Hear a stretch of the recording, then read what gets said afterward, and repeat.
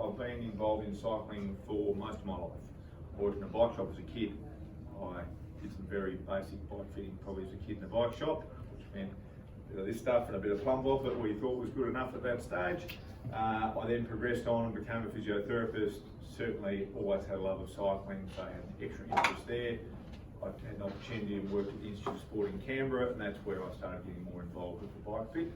And then the way that things worked out, I moved back to Perth right at the time that the British team started training in Perth, and the rest is history. We worked together for 14 years through to after London Olympics there. So it's been a good fun ride. What do we do differently? I think pretty much there's me and two others who do the bike fitting, and then we've got another 5 physiotherapists who work with us between the two main clinics there. And our expertise is in overuse injuries, and they're the typical things that cyclists get there. When you fall off a bike and have a crash, we call that an acute injury. We still know what to do when that happens, and typically, unfortunately, you're seeing one of our colleagues, the surgeons downstairs first, and then we work with the rehab after that. But what most cyclists get are overuse injuries from repetition of things, or triathletes or runners, and that's where our expertise is, and my colleagues have done PhDs in this area, and I'm very proud to be the dumbest bloke in the practice. I'll never have more experience than me, which is really, really nice. Okay, I've got 15 minutes to get through a 1 hour presentation, so we're going 12 minutes now. So, I always think it's interesting to have a bit of a chat about what makes people go fast and slow on the bike, because often people don't know where the really important stuff is. How important is your weight on the bike? Have a bit of a think about it. I don't have time to ask too many questions. This is how important it is on the flat. So if you drop a kilo off your bike or off your body and you're going at a reasonable rate, you save about a second an hour. It's not much, is it? And most people spend a lot of time, a lot of money trying to go faster by buying vital wheels, like bikes and bits and pieces there. I'm getting back on the gears. And listen, when you start going up a hill, and we've got a couple of thousand metres of climbing for the 3 dams, the weight does become more important, but it's still not as important as you think. This is where it's at. Aerodynamics is really, really important. And what you can see here is it's an exponential equation. Again, people spend crazy dollars to go from 105 to Ultegra Dura-Ace. There's how much mechanical resistance, and at 50 k's an hour it starts getting a bit important. For most of us, it's a fairly small percentage. The faster we go, the more important air resistance is.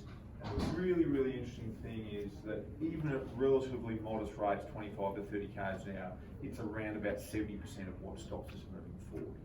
So we're always interested in making people cut through the air as best we can.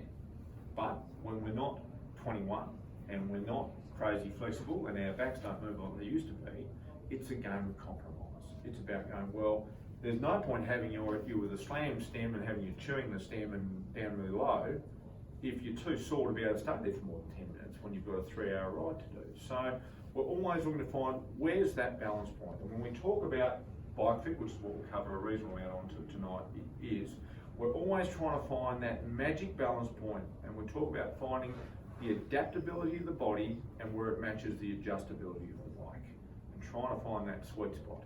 And we talk about a bike fit window. Again, when we're 18, 21, we're flexible, we're injury free, we're strong, and we can all remember it.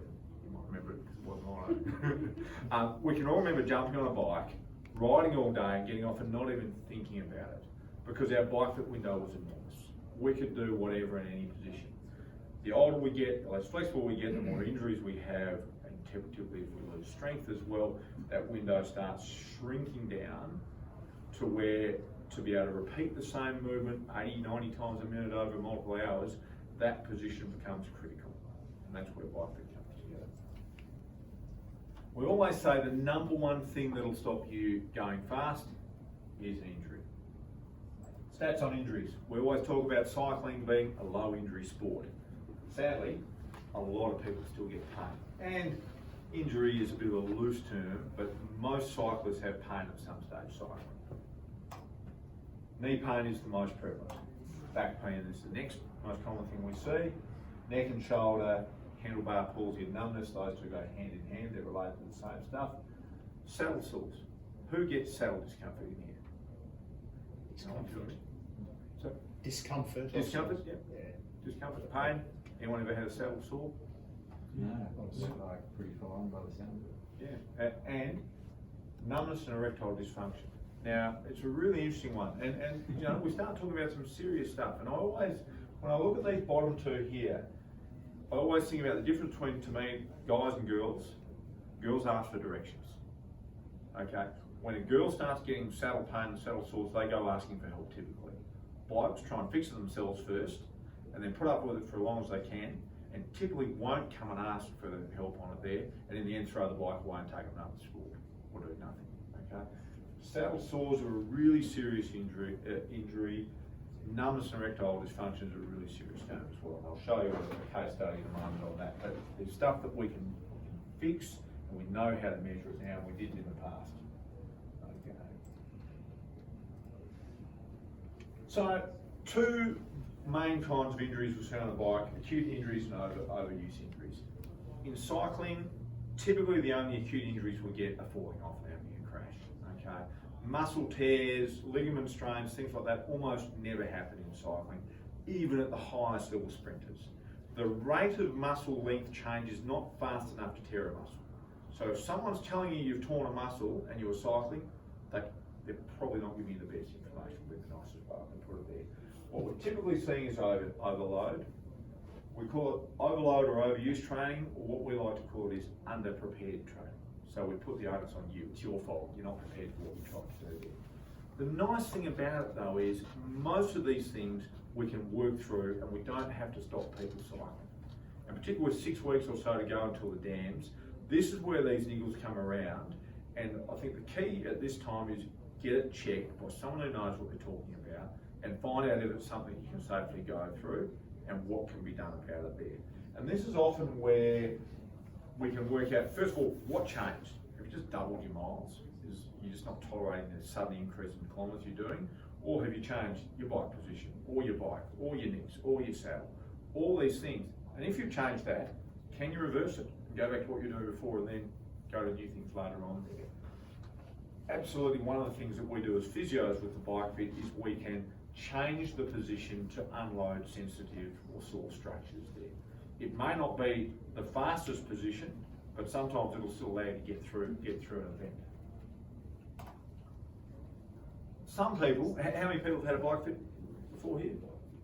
More than in the last group. So some people say, oh, my bike's pretty basic, there's not a lot of things I can adjust. There's so many little adjustments that all add up, and every adjustment you make changes the load on something else as well. You're literally chasing the load around the bike there. And because it's such a repetitive sport, and because we're fixed at our feet, relatively fixed at the saddle, and relatively fixed where our hands are, we have to be able to move within that position and the parameters of that fit. And that's why we have a job as physios doing this sort of stuff. Now, there's lots and lots of different ways that bikes are fitted, and there's been different fitting methods for a long, long time there. One of the really big things is the way we used to fit bikes, and most people still fit bikes, is using angles and using what we call a COPS or a knee over pedal spindle. Anyone, if you've had a fit, have you seen the plumb bob or a laser that lines up here? And we used to think that that was everything. We used to think if you went forward of that line, your risk of getting injury went significantly up. It has been 100% disproven. It has no effect on knee injury, and it has no effect on performance. It's not to say it's not the right position for some people, and there's plenty of people who are riding that classic COPS position with no problems at all. But the really nice thing for us as physios when we're trying to unload structures or get around people with limited flexibility or long legs or short torsos is we can now very confidently shift a saddle forward or backwards there to unload structures with no fear whatsoever that anyone's going to get injured from it there. So again, it's not to say it's the wrong position, but you don't need to be there, and there's no negatives not being there. The other problem with measuring angles is they are difficult to measure accurately, and they're highly variable between athletes, as we now know. And I use athletes from every level of cyclists. The variability of what the right knee angle, hip angle, and spine angle being is really, really high. So the gold standard now, which most of the top teams are using, and which is what we've been using for the last 10 years, is we look at stability and load. You've got a certain amount of body weight that's got to be distributed between your saddle, your feet, and your hands. And until we had this technology which measures all that, we were guessing. Where all the best bike fits start now, whether you're a world championship triathlete or Chris Froome trying to win the Tour de France, is get stable at the saddle, well supported at the saddle, and then you get everything else happening after that. So, and the same technology is what helps us with our saddle sores, saddle pain, and certainly for guys with any of the numbness and erectile dysfunction. Obviously, we're big advocates of bike fit because we know it makes a big difference. The really, really important stuff, I think, is when people have got pain or injury. And the most important thing there is the person who's doing the fit must know how to diagnose and understand what increased or decreased the load on those things there. So if you're looking for a bike fit and you've got pain or an injury, you need to have a health professional involved in that sort of thing. We're looking at the balance. For most of us here, we're looking for comfort and being able to sustain a position for 3 hours, 4 hours, 5 hours, depending what kind of event you're on there. And once you're in that comfortable, sustainable position, then we start looking at performance parameters, your power outputs and your aerodynamics as well. And there's always a balance point we're trying to find there. Sometimes it's a bit of a work in progress to get it there. So I guess the unique things that we do is that we're physiotherapists first, and we get some very type A personality guys who get very uncomfortable because we sit down and chat for half an hour or so with you. We go through your body, your injury history, your health, your goals, your flexibilities, your strengths, before we even get near a bike. And now and again, I can almost see it in these guys' faces going, are you ever going to do a bike fit? But the interesting thing is, by the time I put someone on the bike, I've already know what I'm going to say and know what I'm going to need to do nearly all the time. Occasionally I'm not right, but most of the time, the diagnosis is made even before we get to the bike, and we already, the bike, what we see in this fitting process confirms what we need to do, and then the data we get out of the equipment we've got confirms that we're doing the right thing.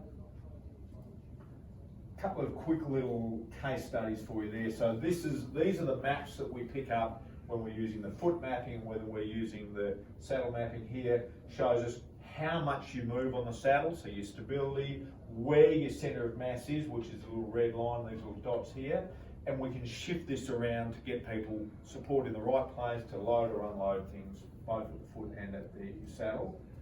Now, case study on some saddle pain. Now, this was actually the wife of one of my colleagues in here, who my colleague sent in because this was where she was getting pain, and the saddle sore so significant that he wasn't allowed anywhere near her. So his motivation was to send her in to see me, and you can understand why. Now the interesting thing is, this is the same saddle on the same bike on the same day. And let's just say she fell back in love with her bike and her husband. Okay? So this was saddle pain, saddle was perfect, it was in the wrong position. She's short, she couldn't reach the pedals and she couldn't reach the bars, and she'd been fitted by the shop with a fairly fancy looking system. So she was convinced that it was the right position there. This is what we got out of there. So that was a good win. Now, this is an interesting one. This is Mike Laurie. He's a professional triathlete. He's a Perth boy, but based in Canada. Now, he was fitted by a group in Canada that we work with and we know well. And I was confident there was going to be nothing wrong with his bike fit. And Jimmy did the bike fit. James, welcome. And what we found is there was nothing wrong with his fit. But what he had was a huge amount of instability, because he had a great big power discrepancy on one side. And when he went to put power down through his right leg, because he didn't have the power, it shoved him across the other side. So his discomfort, I think it was back pain he was getting, mainly, was it, Jim? Yeah, I did a bit of lateral knee pain. And knee pain. His fit was perfect, but his stability and strength was the issue. So his was a strength program that we needed to do. Jess Allen, our sweetheart of Perth, we see her every year with a new bike and a new saddles, and it's always a fine tune for performance for Jess usually. She doesn't have injuries except that she crashes a little bit too often. We can do the same sort of thing to change load at the feet, for hot spots and pain in the feet as well. Very quickly, we've got limited time, but are any of you lifting weights as part of your cycling? Okay. We don't have a lot of time to talk about it, but lifting weights is the best bang for buck training you can add to your cycling. And all of the research compares total training hours there. and it takes those who they put into the gym to do a comparison with, it takes them off the bike. So let's say they're doing 2 45-minute sessions in the gym. The other guys are still on the bike for those 2 45 minutes. And at the end of it, the numbers that come out are really quite extraordinary. Around about a half of the injury risk that you get when you're strong, when you lift weights heavy twice a week.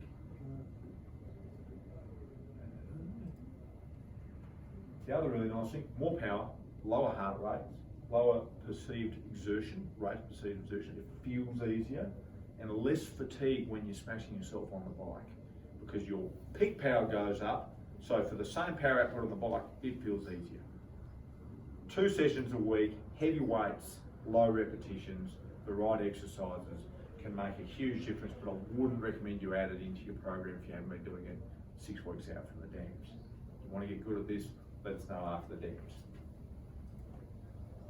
We always like to look at Sir Chris Hoy's legs because they're pretty impressive, and we say again and again, he didn't build those legs on the bike, he built them in the gym, so he could push pedals harder than any bloke in history at that stage there. And this is what you do when you're in the gym and you've got 750 kilos and it's not enough. You get your 82 kilo training partner up on top and you lift him up and down there. He's some sort of an athlete. Thanks guys. We are around, James and I will be around later on. If anyone's got any questions, whether it's injury, bike fit, strength training, come and have a look, but otherwise enjoy the rest of the evening. Thank you. Thanks very much.